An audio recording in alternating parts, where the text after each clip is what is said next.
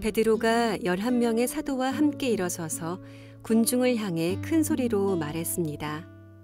유대 사람들, 그리고 예루살렘에 사는 모든 주민 여러분, 이 일을 여러분께 설명해 드리겠습니다. 내가 하는 말에 귀를 기울여 주십시오. 지금은 아침 9시밖에 되지 않았으니 이 사람들은 여러분이 생각하는 것처럼 술에 취한 것이 아닙니다. 오늘 일어난 일은 바로 요엘 예언자가 예언했던 대로 이루어진 것입니다. 하나님께서 이렇게 말씀하셨습니다. 마지막 날에 내가 내 영을 모든 사람에게 부어주겠다. 너희의 아들과 딸들은 예언할 것이요, 너희의 젊은이들은 환상을 볼 것이요, 너희의 늙은이들은 꿈을 꿀 것이다. 그날에 내 남자 종들과 여자 종들에게까지 내 영을 부어주겠다. 그러면 그들은 예언할 것이다. 내가 위로 하늘에서는 기이한 일을, 아래로 땅 위에서는 표적을 보여줄 것이다. 피와 불과 짙은 연기가 일 것이다. 해가 어두워지고 달이 핏빛으로 변할 것이다.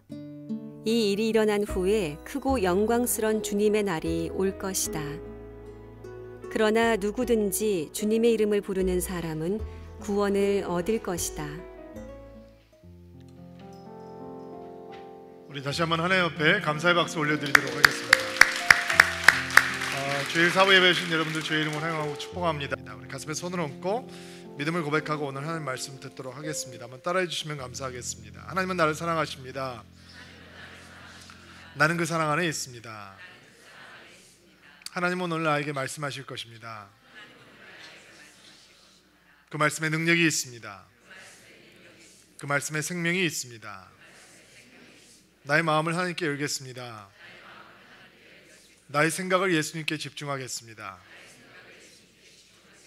들은 만큼 변합니다. 들은 만큼 행복해집니다. 너희는 예루살렘을 떠나지 말고 내게 들은 바 아버지께서 약속하신 것을 기다리라. 요한은 물론 너희에게 세례를 베풀었으나 너희는 몇 날이 안 되어서 성령으로 세례를 받을 것이다. 예수님의 말씀이었습니다. 제자들이 그 말씀을 붙들고 전심으로 기도했다라고 성경은 이야기하죠. 힘을 다해서 기도했습니다. 그리고 예수님께서 승천하신 뒤 10일이 되었을 때, 오순절이 되었을 때 거센 바람 소리를 동반하고 불의 혀 같은 것이 갈라져서 각 사람 위에 임하는 모습을 동반하고 성령께서 오셨습니다. 성령께서 오시자 제자들에게는 놀라운 증거가 나타났는데 그들이 한 번도 배워본 적이 없는 새로운 언어로 외국어로 하나님의 위대한 구원의 역사를 말하는 것을 듣게 되었습니다. 그때 절기가 오순절이 아니었다면 정말 우리가 오늘 성경에서 보았던 대로 술 취해서 이상한 소리를 하는 거구나 라고 오해를 들었을 수도 있었을 것 같습니다. 그러나 그때 오순절의 절기를 세기 위해서 예루살렘으로 모여들었던 세계 방방곡곡에 흩어져 있던 유대인 디아스포라들이 자기가 기거하는 땅에서 쓰는 언어로 얘기하는 갈릴리 촌사람들을 만나게 되었습니다. 이 땅에서 갈릴리 사람들이 어떻게 우리가 쓰고 있는 말로 하나님의 위대하신 구원의 사건을 얘기하는가 깜짝 놀라죠. 그러나 놀라는 사람만 있었던 것은 아닙니다. 이 사람들이 술이 취했구나라고 제자들을 조롱하는 사람들도 있었습니다. 성령이 오시는 현장에서 성령을 받지 못한 사람들은 성령을 받은 사람들을 조롱합니다. 지금 시대에만 있는 일이 아니고요, 옛날 시대에도 있었습니다. 성령을 못 받은 사람은 성령 받은 사람이 하는 행동과 언사를 절대로 이해할 수 없다라는 것이죠. 그러나 우리의 관심은 세상 사람들이 어떻게 성령 받은 사람을 이해하지 못하는가에 있지 않습니다. 오늘 우리의 관심은 성령 받은 제자들이 성령의 사건을 이해하지 못하는 세상을 향해서 어떤 반응을 보이고 있느냐라는 것에 대한 것에 있습니다. 제자들이 성령을 충만하게 받게 되고 그들은 머리를 긁적이면서 죄송합니다, 별것도 아닌 건데 너무 소란을 썰었습니다. 우리가 너무 크게 기도하니까 당황스러우셨죠. 저희가 갈릴리 돌아가겠습니다 라고 얘기하지 않았다는 것이죠. 그들은 그들을 조롱하고 그들을 향해서 비웃음을 웃고 있던 세상을 향해서 담대하게 반응하기 시작합니다. 14절 말씀 한번 보시겠어요? 14절 말씀 시작.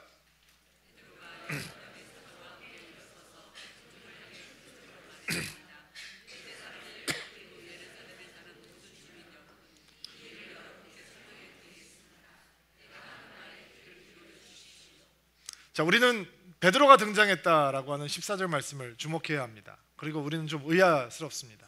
왜 베드로지? 왜냐하면 여러분과 저는 베드로에 대해서 많은 것을 알고 있습니다. 성격이 이 변덕스럽기로 따지면 이중인격, 다중인격이라고 할 만큼 굉장히 변덕스러운 사람이고요.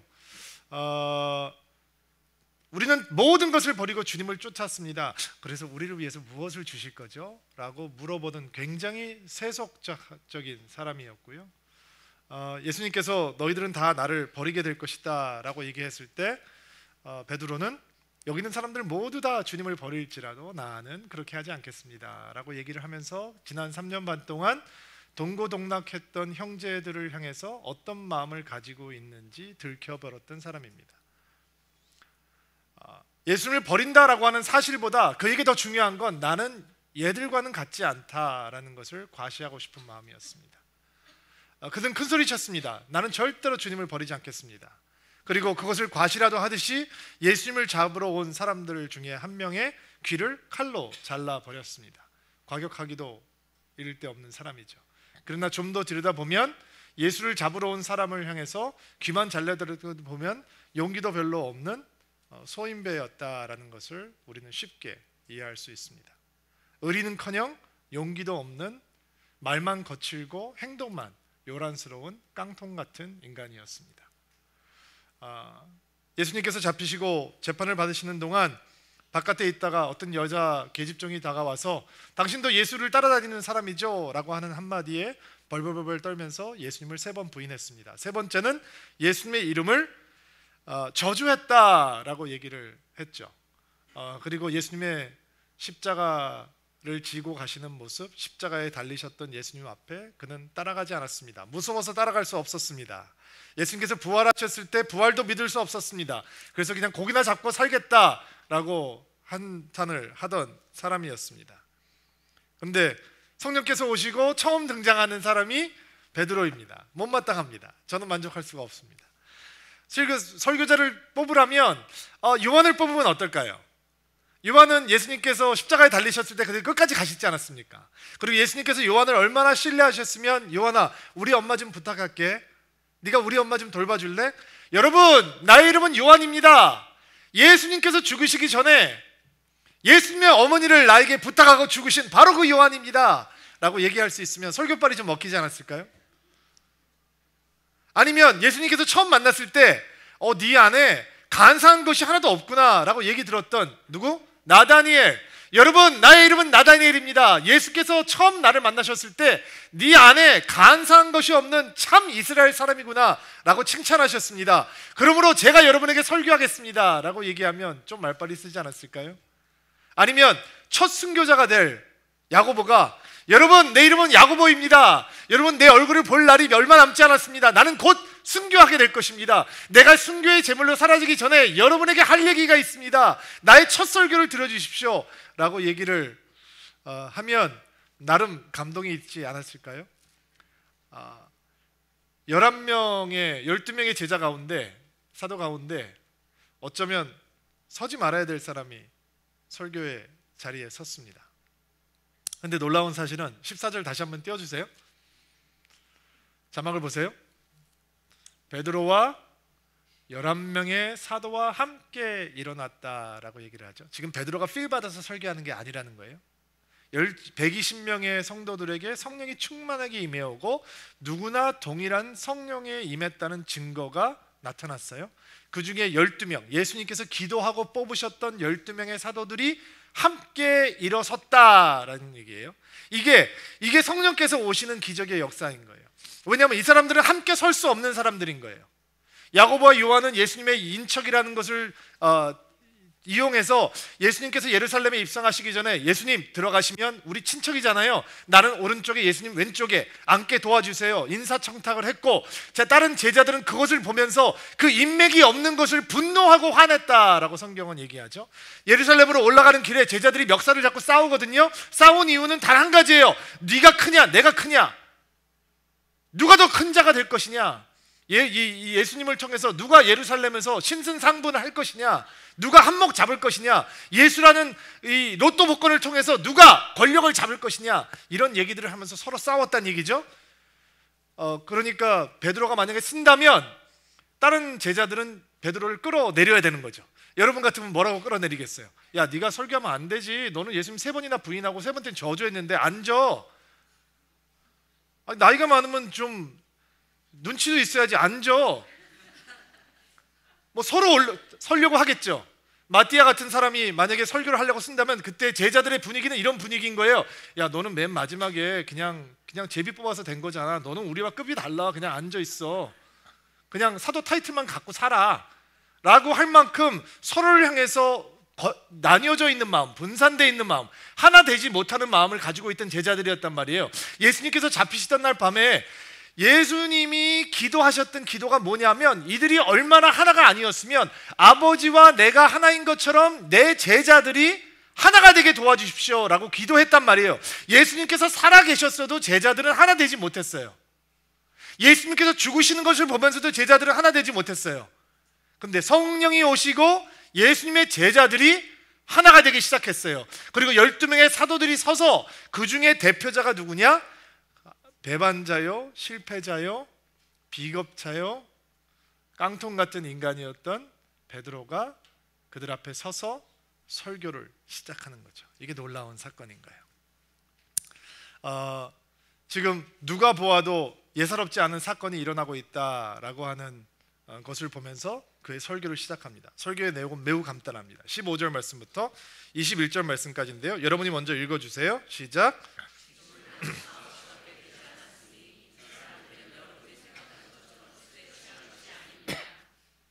오늘 일어난 일은 바로 선지자 여자가 예언했던 대로 이루어진 것입니다.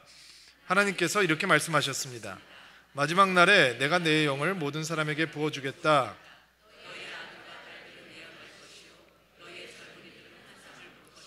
너희 늙은이들은 꿈을 꿀 것이다. 그날에 내 남자 종들과 여자 종들에게까지 내 영을 부어주겠다. 그러면 그들은 예언할 것이다.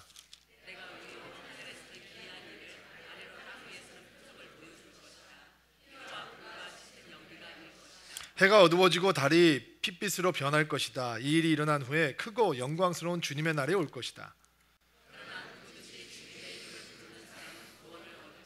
아멘. 베드로가 지금 술이 취해서 이들이 이상한 말을 하고 있다라고 하는 말을 단지 아침 9시다라는 사실로 일축을 해버리죠. 이게 서울이 아닌 게 너무 감사한 거죠. 서울이었으면 지금 아침 9시입니다. 우리 술 안 취했습니다 라고 하는 게 이게 논리적으로 통하지 않는 거죠. 우리는 아침까지 달리는 문화가 있으니까. 근데 유대에는 그런 문화가 없었던 모양이에요. 밤인까지면 끝났다는 얘기죠. 아침 9시가 됐을 때 취해 있는 사람은 없다. 그리고 빨리 말꼬리를 돌려서 어디로 돌리냐면 수백 년 전에 주의 날이 오면 어떤 일이 있을 건가 예언을 해주었던 요엘 선지자의 말로 그들의 관심을 돌리는 거죠. 요엘이라고 하는 선지자가 예언을 할 때 그의 이 메인 주제는 주의 날이에요. 주의 날이 도래하면 어떤 일이 생길 것인가. 그리고 이 키가 바로 여기에 있어요. 예수의 날이, 메시아의 날이 도래하면, 주의 날이 도래하면 어떤 사건이 벌어질 것인가. 하나님께서 그분의 영을 만민에게 부어주시는 사건, 자녀들이 장래일을 말하고 늙은이들이 꿈을 꾸고 젊은이들이 이상과 환상을 보며 남종과 여종에게 하나님의 성령이 부어져서 그들의 하나님의 위대한 행사를 선포하게 하는 그 사건이 지금 여러분이 보고 있는 이 사건입니다 라고 얘기를 하는 거예요. 단순히 그들에게 방언이 임해와서 알지 못하는 외국어로 말을 하고 있다라고 하는 것을 떠나서 지금 계속해서 등장하는 게 예언, 이상, 꿈, 비전 이런 얘기들이잖아요. 이게 미래를 점치는 사람들이 된다라는 게 얘기가 아니라 하나님의 역사를 입술로 선포하게 되고 이 땅을 바라보고 사는 사람들이 하늘을 바라보고 하늘의 목적에 동요하게 되고, 그리고 하늘의 꿈과 이상을 갖고 하나님의 새로운 이 비전을 가지고 살아가는 사람이 될 것이다, 하나님의 꿈을 꾸는 사람이 될 것이다 라고 요엘 선지자가 예언을 했고, 지금 베드로가 그 사건이 당신들 눈앞에서 벌어지고 있는 사건입니다 라고 이야기를 하고 있는 거죠. 베드로가 성경을 그렇게 깊게 공부한 사람이 아닌데도 불구하고 성령의 충만함을 입고 나니까 메시아의 시대가, 말세라고 하는 것이, 종말이라고 하는 것이 메시아의 재림부터, 메시아의 초림부터 재림에 이르는 시간이라는 것을 명쾌하게 이해하고, 앞으로 요한계시록에 있을 해가 빛을 잃어버리고 달이 핏빛으로 바뀌는 종말론적인 사건까지, 자, 지금 이 사건이 여러분 눈앞에서 벌어지고 있는 것입니다 라고 탁월한 해석을 해 놓았어요. 새로운 외국어로 얘기를 하는 제자들의 모습을 보고 의아해 퀘스천 마크를 그리고 있던 사람들에게 이 사건은 하나님의 날이 임해오는 사건입니다. 이 하나님의 날이 오면, 주의 날이 도래하면 우리는 우리의 꿈이 아닌 하나님의 꿈을 꾸게 될 것이고, 하나님의 비전을 보게 될 것이고, 하나님의 환상에 사로잡힐 것이고, 우리의 입술에서 하나님의 역사를 얘기하는 일들이 일어날 것입니다. 그리고 주의 이름을 부르는 자는 구원을 얻을 것입니다 라고 하는 얘기를 선포하는 거죠. 여기까지는 유대인들이 담을 수 있는, 마음속으로 이해할 수 있는 얘기였어요. 자, 그러면 제가 오늘 설교를 시작할 때, 오늘 우리의 관심은 도대체 성령 받지 못한 사람들이 성령 받은 사람을 왜 이해하지 못하냐라는 것을 설명하는 것에 있지 않고, 성령을 받은 사람들이 성령을 받지 못해서 하나님의 역사를 이해하지 못하고 있는 사람들을 향해서 어떻게 반응을 하느냐라는 것을 보여주는 데 있다라고 얘기했어요. 그리고 베드로가 이제 성령의 사건을 이해하지 못하는 수많은 유대인들에게 예수 그리스도라고 하는 새로운 메시지를 증거하기 시작해요. 성경을 제가 자막으로 올려드릴게요.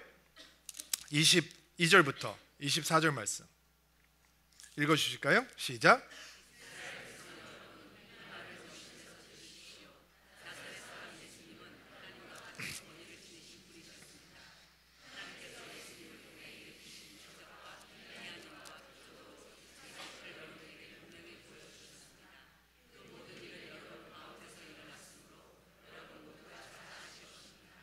이 예수님은 여러분에게 넘겨졌고, 여러분은 악한 사람들의 손을 빌어 예수님을 십자가에 못 박아 죽였습니다. 이 모든 일을 하나님께서는 이전부터 알고 계셨을 뿐 아니라 여러분이 행한 일도 하나님께서 오래전에 세워놓으신 계획대로 된 것이었습니다.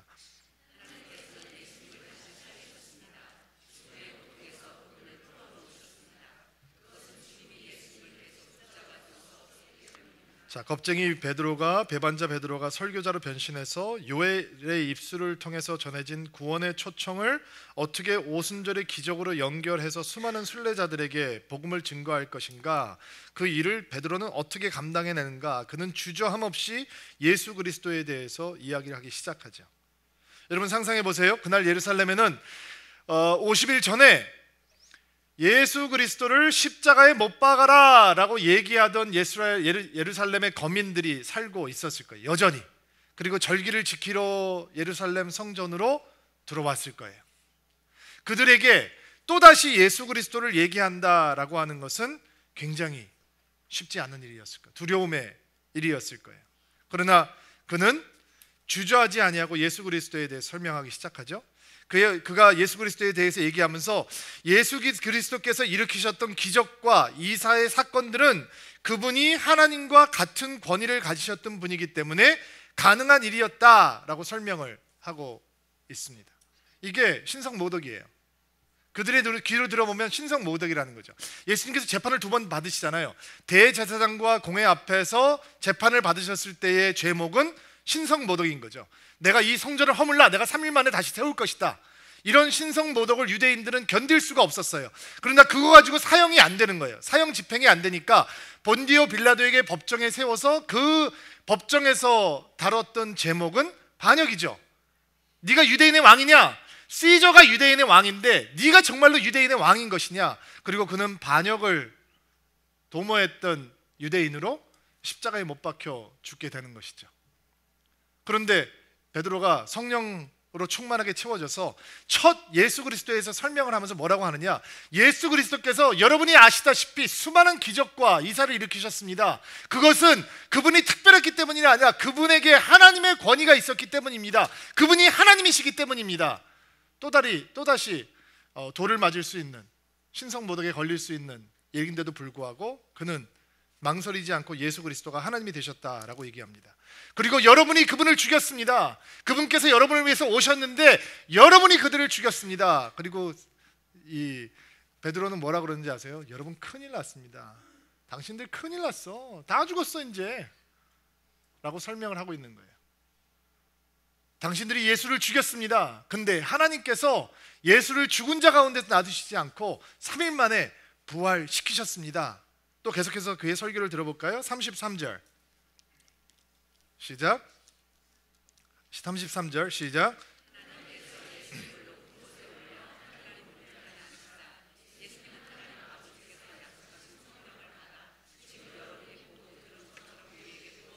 자, 예수님께서 죽으시고 부활하신 다음에 제자들이 보는 앞에서 하늘로 올라가셨잖아요. 하늘을 멍하니 쳐다보고 있으니까 천사들이 나타나서 제자들에게 말하잖아요. 이렇게 올라가시니까 이런 모습으로 다시 너희에게 오실 것이다. 왜 하늘을 쳐다보고 있느냐라고 얘기했던 거 기억나시죠? 하나님 예수님께서 승천하셨을 때 베드로가 이해했다는 거죠. 제자들이 이해했다는 거예요. 예수님께서 영화롭게 되셨다. 그리고 그 영화롭게 되신 예수님이 하나님의 성령을 이 땅에 보내주셨다. 당신들이 보고 있는 사건은 그 성령이 오셨기 때문에 우리 가운데 있는 사건이다 라고 이해를 했다는 거죠. 36절 말씀 시작. 그러므로 모든 이스라엘 백성이 분명히 알아야 할 것이 있습니다.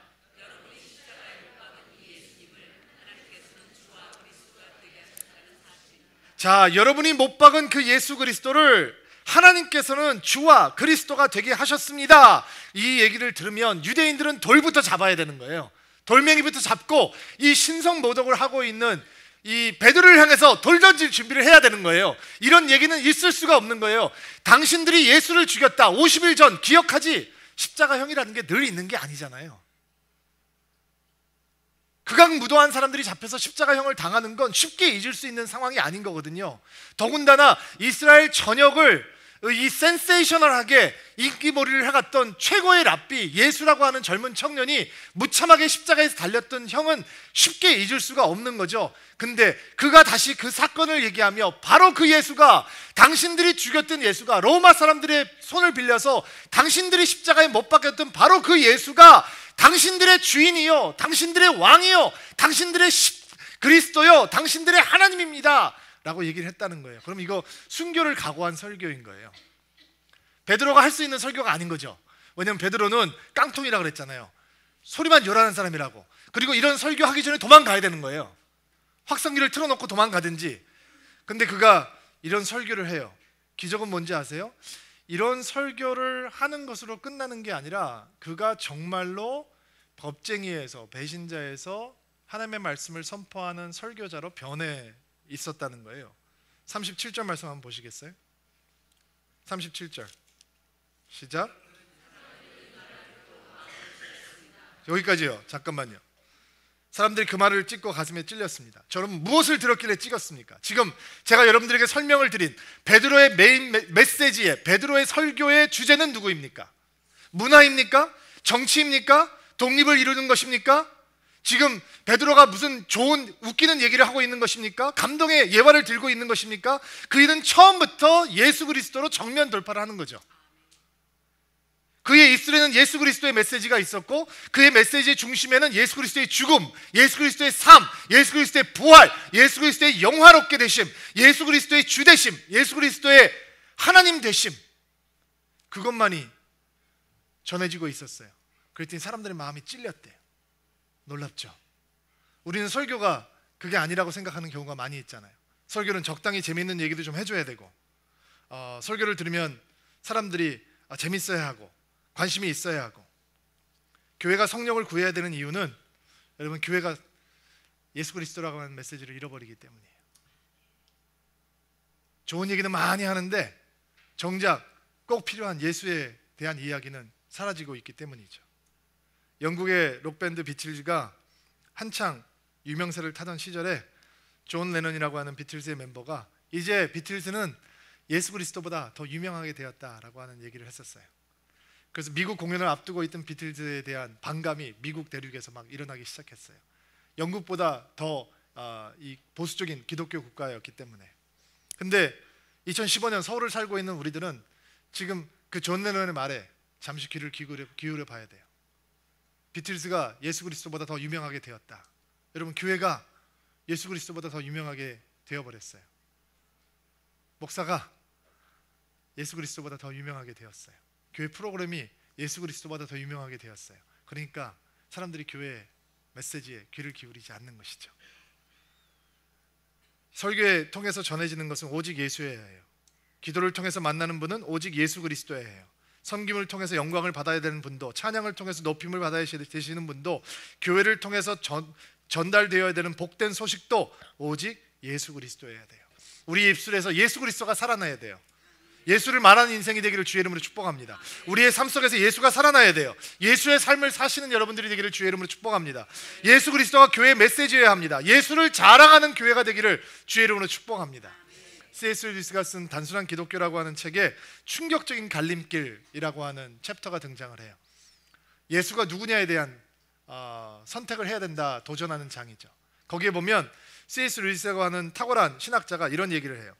조금 표현이 과격해요. 그분이 표현이 절대로 과격한 분이 아닌데, 이 충격적인 갈림길이라고 하는 챕터에서는 표현이 굉장히 적나라하고 과격해요.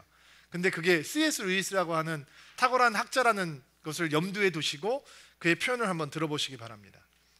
인간에 불과한 사람이 예수와 같은 주장을 했다면 그는 결코 위대한 도덕적 스승이 될 수 없습니다. 그는 정신병자, 자신을 삶은 계란이라고 말하는 사람과 수준이 같은 정신병자이거나 아니면 지옥의 악마일 것입니다. 이제 여러분은 선택을 해야 합니다. 이 사람은 하나님의 아들이었고 지금도 하나님의 아들입니다. 그게 아니라면 미치광이이거나 그보다 못한 인간입니다. 당신은 그를 바보로 여겨 입을 틀어 막을 수도 있고 악마로 여겨 침을 뱉고 죽일 수도 있습니다. 아니면 그의 발 앞에 엎드려 하나님이요 주님으로 부를 수도 있습니다. 그러나 위대한 인류의 스승이니 어쩌니 하는 선심 써주는 헛소리에 편승하지 맙시다. 그는 우리에게 그럴 여지를 주지 않았습니다. 그에게는 그럴 여지를 줄 생각이 처음부터 없었습니다. 무슨 얘기냐? 예수 앞에서 사람들은 결정해야 된다는 거죠. 모든 인생은 예수 앞에서 그분이 어떤 분이신지 결정해야 된다는 거예요. 예수님께서 부활하시고 승천하시고 성령을 보내주시기 전까지 예수님은 제자들에게 로또 복권이었다라고 말씀을 드렸잖아요. 그리고 많은 사람들에게 예수님은 나의 축복을 이루어가는 도우미 정도에 불과해요. 그러나 C.S. 루이스가 하는 얘기는 뭐냐면, 우리는 그 예수님 앞에, 예수님이 스스로 증거하고 있는 그 예수 앞에 그분은 미치광이든지 우리의 하나님이든지 둘 중에 하나여야 된다라고 얘기하는 거죠. 왜냐하면 예수께서는 그것을 허용하지 않는다라는 거예요. 그냥 위대하신 고귀한 인생을 살았던 흠모할 만한 대상으로 전락되지 않는다는 것이죠. 그분은 하나님이시며 그분은 주시며 그분은 우리의 구원자이시다 라고 그는 선포하고 있는 거죠. 만약에 베드로가 철학을 말했다면 아무도 그의 얘기를 듣지 않았을 거예요. 그러나 그는 예수만 이야기했어요. 너희들이 예수 그리스도를 죽였다. 그리고 놀라운 일들이 생기기 시작해요. 37절 말씀 다시 한번 읽어볼게요. 아까 처음부터 읽었는데 37절 시작.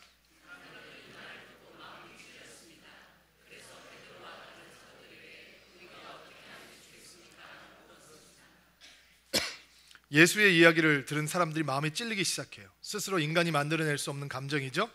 하나님이신 그분을, 메시아이신 그분을, 주가 되신 그분을 죽였다라고 하는 얘기를 듣고 그들의 마음이 찔렸어요. 그리고 그들이 화를 내고 시험 들고 분노하는 대신 그들은 이런 질문을 던지기 시작해요. 우리가 어찌해야 됩니까? 어찌할꼬?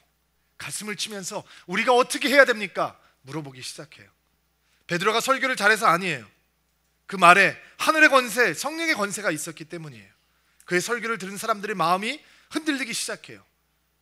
여러분, 성령이 역사하면 하나님의 말씀을 듣는 사람들에게 이런 역사가 나타나는 거예요.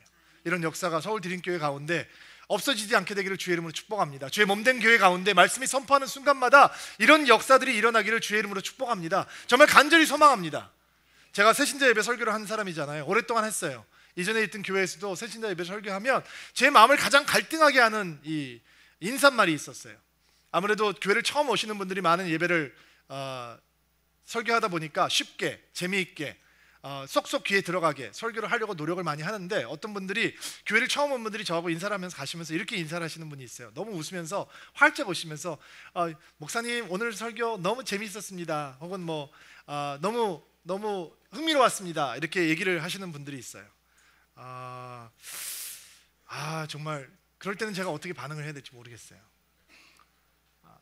저도 목사인데 왜 다른 인사 듣고 싶지 않게, 목사님 감동적이었습니다, 목사님 인생의 집안이 변했습니다, 내 삶의 방향이 전환되었습니다, 목사님 제 마음속에 깊은 감동이 있습니다, 이런 설교 인사를 듣고 싶은데 목사님 재밌게 들었습니다 이렇게 하면 진짜 너무너무 갈등이 되는 거예요. 그런 것 때문에 한참 많이 괴로워할 때였던 것 같아요. 교회에서 어떤 자매님 한 분이 스스로 목숨을 끊는 일이 있었어요. 교회를 대표해서 그 빈소를 찾아서 가족들을 문상하게 됐는데, 저는 그 자매를 개인적으로 모르는 사람이었는데 문상을 하러 갔더니 꽃을 놓고 빈소에 놓고 기도를 하고 가족들을 위로하고 나오는데, 어떤 자매가 저한테 와서 인사를 하는 거예요. 목사님, 이 아이가 목사님 설교 좋다고 저를 교회를 전도해 주었어요. 그래서 제가 목사님 설교 들으면서 예수를 믿게 됐어요. 본인 이야기를 시작하는 거예요. 그리고 몇 년 동안 제가 예배 설교하고 있는 그 새신자 예배를 통해서 자살했던 그 자매님이 많은 은혜를 받았다라는 얘기를 저에게 해주는 거예요. 목사님 설교를 너무 좋아했습니다 라는 얘기가 저를 충격에 빠뜨렸어요. 이렇게 무능한 설교자가 있을 수 있나? 이렇게 무능한 설교가 또 어디 있을까? 설교라고 하는 것은, 설교자라고 하는 것은 죽고자 하는 마음이 있는 사람이 여기 들어오면, 설교 들으면 살고자 하는 희망을 갖게 해줘야 되는데, 아니 나를 그렇게 좋아하고 내 설교를 그렇게 사랑해주고 은혜롭다고 다른 사람을 데려와서 전도를 했던 사람이 내 설교를 듣고 삶의 희망을 갖지 못하고 스스로 목숨을 끊는 일이 생겼다니, 야, 내가 진짜 무능한 설교자구나, 내가 설교를 그만둬야 되겠다 라는 생각을 갖게 되었어요. 저한테는 심각한 고민이었습니다. 그래서 그때 저의 리더였던 하용조 목사님께 조언을 구했습니다. 목사님, 제가 설교를 그만둬야 될 것 같아요. 제 설교를 듣고 살겠다는 생각을 갖지 못하고 스스로 목숨을 끊는다면 제가 설교를 멈춰야죠. 저같이 능력 없는 설교자는 설교를 하면 안 되는 거죠. 낙심을 해서 얘기를 했습니다. 그때 목사님께서 설교자의 사명의 길에 대해서 설명을 해주셨던 기억이 납니다. 더 열심히 설교해서 많은 사람들을 예수님께로 인도하라 라고 격려해 주셨던 기억이 나요. 여러분, 설교의 능력은 어디에 있습니까? 가슴을 울리는 것입니까? 눈물이 나는 것입니까? 아니잖아요. 내가 어찌할꼬, 하나님 앞에서 그 말씀 때문에 전율하고 갈등하게 하고 괴로워하고 때로는 그 말씀 때문에 치유하고 회복되는 일이 있어야 되는 거 아닙니까? 여러분, 말씀 앞에 서시기를 바랍니다. 말씀이 여러분의 삶을 침공할 수 있도록 여러분 겸손한 심령을, 가난한 심령을 가지실 수 있게 되기를 바랍니다. 말씀이 우리의 삶을 두드리시도록 내어드리는 역사도 있게 되기를 바랍니다. 말씀이 우리를 괴롭게 하실 때 그 괴로움이 지나야 말씀이 우리를 즐겁게 하시는 것으로도 나아갈 수 있는 것입니다. 말씀이 우리를 때리시는 곳을 거쳐가야 말씀이 우리를 들어올리는 순간도 경험하게 되는 것이기 때문입니다. 찔림이 있어야 위로하시는 예수도 만나게 되는 것입니다. 베드로의 설교는 그들을 인정사정 없이 찔렀습니다. 베드로가 자격이 있어서 그런 얘기를 한 것이 아닙니다. 예수 그리스도를 얘기하니까 사람들이 괴로워지기 시작했습니다. 사람들은 그 예수 앞에 그가 하나님이시던 그가 슈퍼랍비이던 둘 중에 하나여야 했습니다. 그리고 그들은 갈등하기 시작합니다. 그 예수를 아직 만나지 못했던 사람들은 내가 어찌해야 될고 고민하기 시작합니다. 그리고 베드로는 더욱 담대하게 설교합니다. 38절 한번 읽어볼게요. 시작.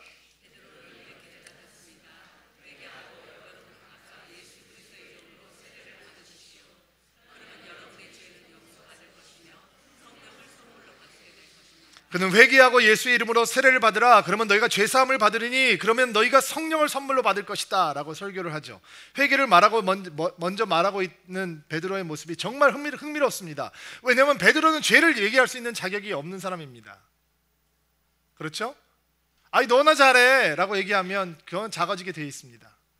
거기서 닭이라도 한 번 울었다면 아마 베드로는 감정 컨트롤 안 됐을 겁니다. 누가 닭을 거기다 집어 던지기라도 했다면 아마 베드로는 얼굴이 정말 고추처럼 빨개져서 피했을지도 모릅니다. 근데 그는 회개하고 예수의 이름으로 세례를 받으라 라고 당당하게 이야기합니다. 회개란 무엇입니까? 가던 길에서 돌이켜서 완전히 다른 길을 가는 것입니다. 죄를 죄라고 부르는 것이 회개입니다. 죄를 죄라고 인정하지 않으면 절대로 회개하지 못합니다. 여러분, 죄가 심각하지 않으면 절대로 회개하지 못합니다. 죄가 밉고 증오스럽고 죄가 끔찍하지 않으면 회개는 우리에게 중요한 가치가 될 수 없습니다. 여러분, 이 땅에 성령이 왜 강하게 역사하지 못하는지 아십니까? 사람들이 죄를 붙들고 있기 때문입니다. 죄를 얘기하면 싫어합니다. 교회 얘기하면 좋은 거 얘기해야지. 목사님, 은혜를 얘기하세요. 위로를 얘기하세요. 회복을 얘기하세요. 치유 얘기 다 잘 된다고 해주세요. 하나님께서 다 살아가신다고 해주세요. 그래야지 사람들을 데리고 오죠. 자꾸 교회 왔는데 죄 얘기하면 안 되죠. 그래서 성도들이 많이 교회에 넘쳐났습니다. 교회들의 사람들이 많은 것으로 찼습니다. 그리고 우리 한국에는 이제는 죄를 무서워하지 않고 죄를 증오하지 않는 성도들이 넘쳐납니다. 그래서 성령이 오시지 않는 겁니다. 성령이 역사하시지 않는 겁니다. 성령의 사람들이 이렇게 보기 힘든 것입니다. 근데 베드로는 우리가 어찌할꼬 고민하고 있는 사람들에게 죄의 문제를 해결하라 라고 얘기를 하죠. 그리고 성령 예수 그리스도의 이름으로 세례를 받으라 라고 합니다. 세례가 무엇입니까? 예수님과 연합하는 겁니다. 예수님의 죽음과 연합하는 것이고 예수님의 부활과 연합하는 것이고 예수님의 영광에 연합하는 것입니다. 바울이 이 설교를 했다면 조금 다르게 했을 것 같아요. 바울이 이 순간에 설교를 했다면 여러분은 회개하고 예수님의 이름으로 세례를 받고 너희 자신을 십자가에 못 박으라 라고 얘기했을 것 같아요. 갈라디아서 2장 20절 말씀처럼. 저희가 지난주에 부활절 보내고 고난주간을 보냈잖아요. 송파에서는 금요일날 예배를 한 번 드렸는데 성금요일날 십자가 예식을 했어요. 보통 십자가 예식은 어떤 예식이냐면 우리가 회개하고 싶은 죄를 적어서 그거를 붙들고 십자가에다 못을 박고 이제 회개하는 시간을 이제 드리려고 예배를 이렇게 준비하다가 제 마음속에 좀 다른 생각이 들었어요. 무슨 생각이냐면 우리가 십자가를 너무 값싸게 대한다라는 생각이죠. 십자가는 그냥 단순히 우리 죄를 지워버리는 지우개가 아닌데 그냥 내가 마음대로 살다가 조금 구정물이 묻었으면 괜찮아, 십자가의 보혈로 나 씻으면 돼 라고 하면서 왔다가 또 깨끗하게 된 다음에 바깥에 나가서 내가 살고 싶은 대로 살게 만들어주는 그런 값싼 은혜가 아닌 것인데, 십자가는 하나님께서 우리를 위해서 죽어주셨다라고 하는 하나님의 은혜의 완성인데 너무 쉽게 대하는구나. 어떻게 하면 성도들이 십자가를 정말 온전히 만나게 할 수 있을까? 한 사람이라도 어떻게 만나게 할 수 있을까 고민을 했어요. 그리고 이렇게 하얀 종이에다가 제가 우리 성도들에게 이름을 쓰라 그랬어요. 죄를 쓰라 그러지 말고. 성도들은 죄를 쓸 준비를 하고 있었어요. 십자가 예수를 한 번이라도 해본 사람은 오늘 내가 내 죄책감으로부터 자유해지고 싶다. 근데 저는 이름을 쓰라고 얘기했어요. 그리고 예식을 하러 들어와서 성도들에게 이런 얘기를 했어요. 죄만 십자가에다 남겨놓고 가는 거 비겁하다. 반쪽 영성이다. 반쪽 십자가다. 자, 오늘 주님 앞에 갈등하자. 내 자신을 주님 앞에 드리며 예수 그리스도의 십자가에 나 자신을 못 박자. 내가 주님과 함께 죽은 자가 되자. 그래야 내가 주님과 함께 산 자가 될 수 있는 것이다. 주님의 부활과 영광에 동참할 수 있는 것이다. 열어놓고 저는 기도했어요. 그게 얼마나 말이 목사하기 쉽지만 얼마나 성도들에게는 힘들고 부담스러운 일이에요. 아니나 다를까 막 갈등하는 사람들이 생겼더라고요. 성파성전에는 이 중간에 기둥이 2개가 있어요. 어떤 분은 십자가가 안 보이는데 기둥 뒤에 가서 숨어서 기도를 시작했는데 정말로 2소리가 들리더래요. 한쪽 귀에서는 이런 소리가 들리더래요.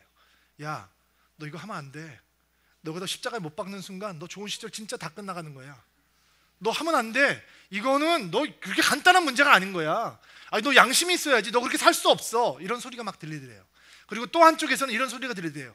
이게 네가 하나님 앞에 나아갈 수 있는 절호의 찬스야.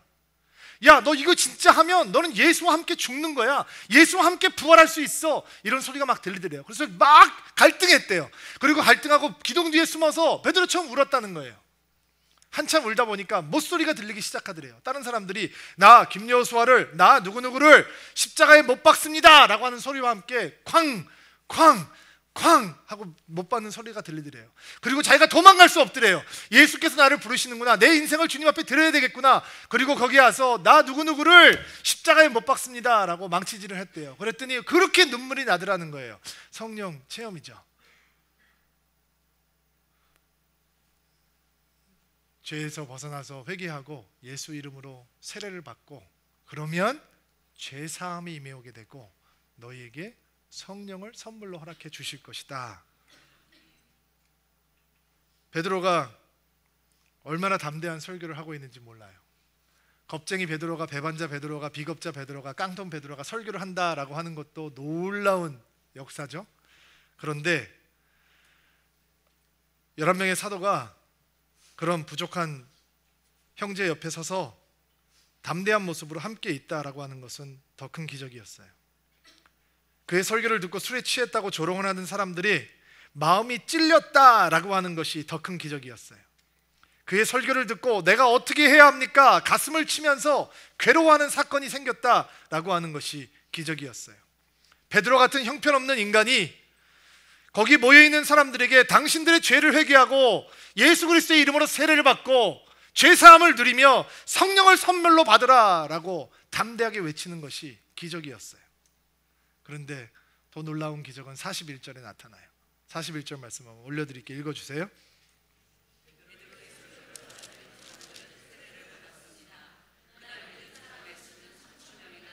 할렐루야. 그 설교를 듣고 돌을 집어서 너나 잘해 라고 던지는 대신 그들은 죄를 회개하고 예수의 이름으로 세례를 받고 예수의 사람이 되기로 작정해요. 3,000명이 세례를 받는 자가 세례를 받게 되었다라는 거죠. 놀라운 기적이죠. 여러분, 교회는 처음부터 초라하지 않았어요. 여러분, 교회의 영광스러움을 잊으시면 안 돼요. 여러분, 교회는 처음부터 작게 시작하지 않았어요. 교회가 탄생하는 날 교회는 3,000명으로 시작했어요. 어떤 사람은 얘기해요. 교회가 그렇게 커지면 안 된다. 교회가 작은 게 아름답다. 여러분, 작고 초라하고 무능력한 건 영광스럽지 않죠. 교회는 처음부터 당당했어요. 건물도 없었어요. 조직도 없었어요. 재산도 없었어요. 그러나 그에게는 예수 그리스도 복음이 있었어요. 그리고 그들은 첫 발걸음부터 당당했어요. 영광스러웠어요. 권세가 있었어요. 그들은 주저하지 않았어요. 복음의 능력으로 충만했어요. 겁쟁이 배반자 베드로가 성령이 오시자 그 입술에 예수 그리스도가 등장하기 시작했어요.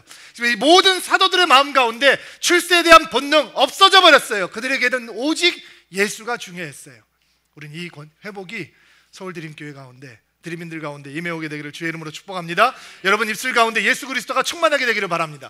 여러분이 예수를 얘기할 때 사람들의 마음이 찔리게 되기를 바랍니다. 여러분이 예수로 충만한 인생이 되기를 소망합니다. 우리 교회가 이 땅에 있는 모든 주의 교회들이 초라하고 예수님의 영광을 땅에 떨어뜨리는 교회가 아니라 교회가 등장하는 곳에는 하늘의 영광으로 충만하고 할렐루야, 하나님의 영광으로 충만하고 하나님의 권세로 충만하고 하나님의 능력으로 충만해져서 우리의 메시지가 예수를 증거하는 메시지로 변하는 놀라운 축복이 있게 되기를 바랍니다. 여러분 교회만 다니지 마시고 여러분이 교회가 되십시오. 여러분이 예수를 품은 메시지가 되십시오. 그런 걸 통해서 하나님께서 구원받는 자를 날마다 더하시는 역사가 우리가 살고 있는 서울 땅에 충만하게 되기를 주의 이름으로 축복합니다. 같이 한번 기도합시다.